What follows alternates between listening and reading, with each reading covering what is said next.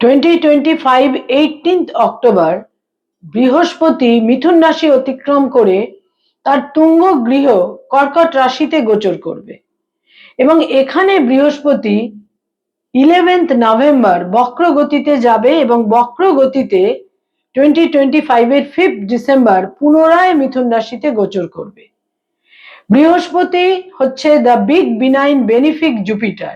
বৃহস্পতি নৈসর্গিক শুভ গ্রহ এবং এই বৃহস্পতি কর্কট রাশিতে গোচর করে আমাদের 12টা রাশি লগ্নের জাতক জাতিকাকে বিপুল বিশাল এবং বিভিন্নভাবে একটা মৌলিক পরিবর্তনের মুখোমুখি কিন্তু করাবে।